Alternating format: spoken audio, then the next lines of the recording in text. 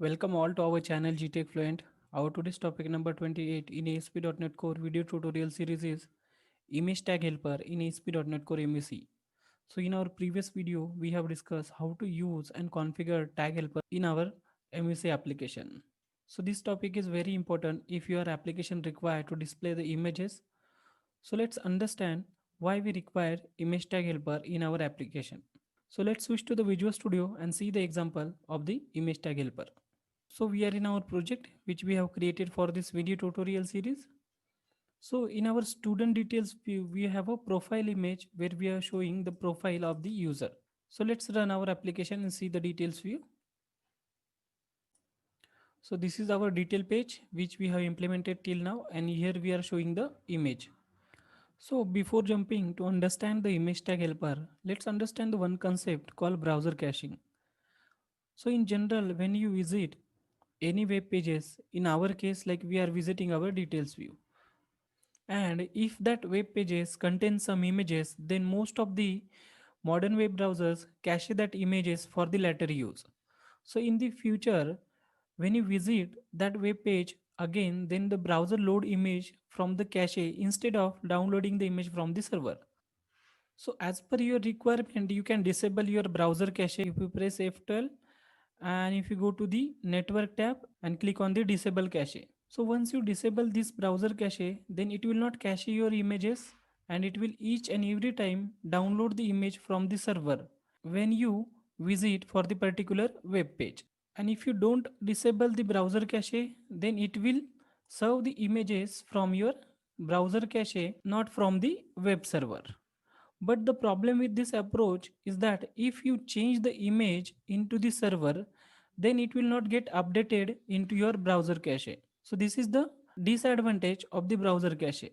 So to overcome this problem, that is downloading the images from the server only when it is get changed, otherwise it should load from the browser cache. So ASP.NET Core introduced the image tag helper, which is help to overcome this problem. So the basic use of the image tag helper is if your image get changed from the server, then it will load from the server, otherwise it will load from your browser cache. So now let's see how to use image tag helper in our application. So to understand the functionality or difference between the normal image and image tag helper, we have created two card here.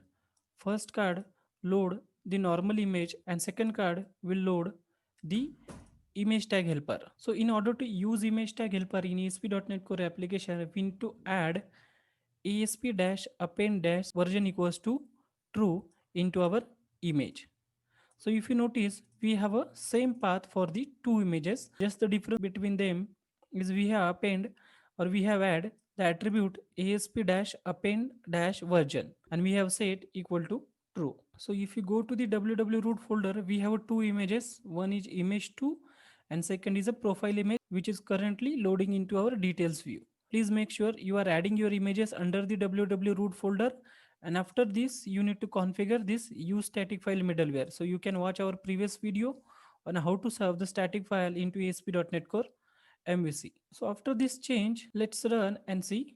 Once we come to our details view, if you see, there are the two images loaded into our browser. Here we see the image src and another image src, but in the image tag helper you will notice you will find some unique value get appended. This is nothing but the unique hash value that is calculated and appended, and this unique hash value decided whether to load image from the browser or from the server. If the hash value get changed, then it will reload the image from the server, otherwise it will reload the image from the cache. Now if you load this browser, you will find the same hash value for the particular image. So now let's go to our www root folder and open the root folder, and suppose in server your image getting changed. So let's rename this image to with this name, with the image that we are previously loading. So enter. If you notice, we have not stopped our browser or our application. Just reload this. Now you will notice our this image is not getting refreshed because this is loading to our from our browser, and this image getting load because the image hash getting changed and this is loading from the server. So this is the biggest advantage of the image tag helper. If you are working with the image, make a note of this, which is useful for our application. So this is the general example, or you can say the general overview or use case of the image tag helper.